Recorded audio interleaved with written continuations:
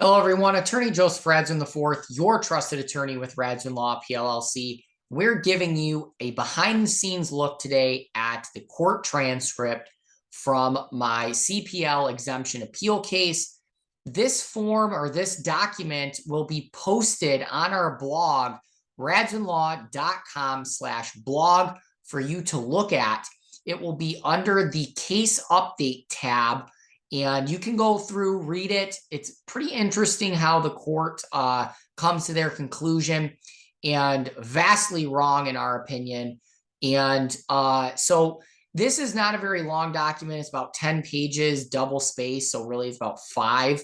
And it's a quick read, but I'm just going to highlight some of the parts that I'd like to talk about here today and that I hit on in other videos. We have a 4-part series discussing this topic. If you haven't seen them, you can go back and find those. But the biggest point that the judge makes, there are two really. One, that just because someone is an attorney and holds up their bar card, which is their license, it doesn't mean that they are a court officer. That is the biggest point that he hung his hat on. The second one is that he kind of goes down a rabbit hole, which he talks about how a court officer is set to perform security at a court building, and that an attorney who is an officer of the court is not.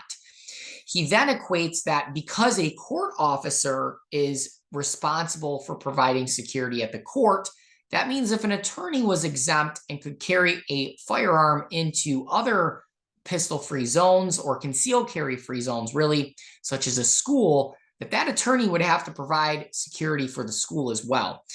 It doesn't say anything about the statute in the statute that a court officer must provide security, whether he's at court or at a school or whatnot. But that's what the judge decided to rule on anyway. So if you look at this, it just goes through. It's kind of like a script here. The court, that's the judge speaking. He says, I've read the application here or the brief on appeal. It seems to me that, and correct me if I'm wrong, it is the contention of the appellant, that would be myself and Attorney Greenblatt, that they are court officers entitled to exemptions for carrying a concealed weapon. Am I correct? And then I go ahead and speak, and I said, that's correct, Your Honor. Then the judge says, and it's the appellee's position that no, you are not court officers, that you may be officers of the court as you hold your bar card up, that's your attorney license, and say, hey, judge, it's not defined. I'm a lawyer, and therefore I can carry a gun into court. I can carry one anywhere that the exemptions apply, and my limitations are gone because I'm a court officer, and there's no distinction to be made between being a court officer and an officer of the court. So then the judge reads that, and then pretty much right here is where he elevates from like a 7 to a full-blown 10, and he's outraged at this point. Gentlemen, where do you find that the administration of a bar card and the awarding of the ability to practice law makes you a security agent? A security agent for this court, as so required for every court officer that works in this court. You're telling me that when you get a bar card, you're assuming the responsibility of providing security in the court that you attend. Is this the understanding of your position? And I say, Your Honor, there's a slight distinction there within the areas that court officers are exempt from under the statute. Just because you were an attorney that would receive an exemption under the law on their CPL, that doesn't give them the ability to carry into every court. It does exempt them from pistol-free zones listed under the statute, MCL 28.4250, but every court still has the ability to restrict even further the individuals who come onto the property.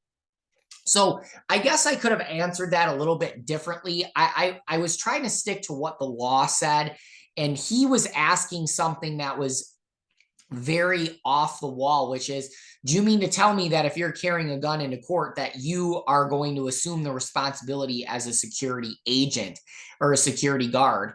And the answer really is, well, no, Your Honor, that's not what we're talking about here at all today. we're talking about the exemption and what the law says. So I could have addressed that a little bit differently, and that's kind of just my fault. I tried to tie it back into what the law actually says.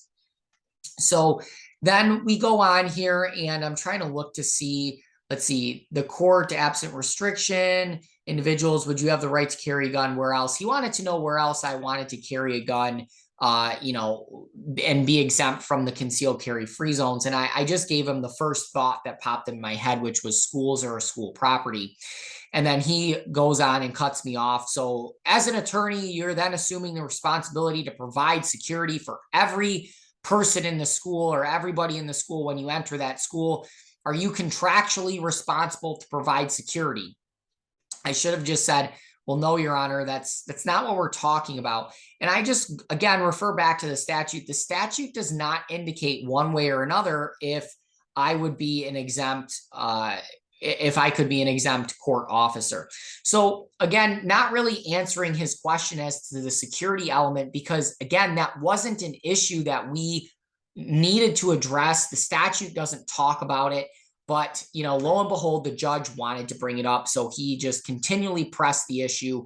And myself and then Attorney Greenblatt will be, he tries to tie in an example of the court clerk being having the same duties as a court officer or an officer of the court as well. But the judge just wasn't having it. So if you want to read the rest of this, there are only, let's see, 1, 2, 3 pages, 4 pages left, 5.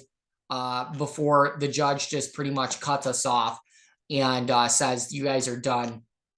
So if you want to read that again, it'll be up at the blog. But I just thought I'd give you this. This is pretty much like the last piece of this case that I plan on posting on unless something else comes up. But again, we've decided to not pursue the appeal. And if you want to see that, I believe that is in post or part 4 of this series. And you can check that out on our blog page as well. It's under the case update tab. But anyways, I hope this video finds everyone well. If you support the Second Amendment, hit that like button. Leave us a comment below as to what you think, why the judge would even bring in something that's not talked about in the statute, or what his concerns would be. But leave us a comment and consider subscribing to our channel if you like these case updates. And we'll see you next time. Thanks for watching, everyone.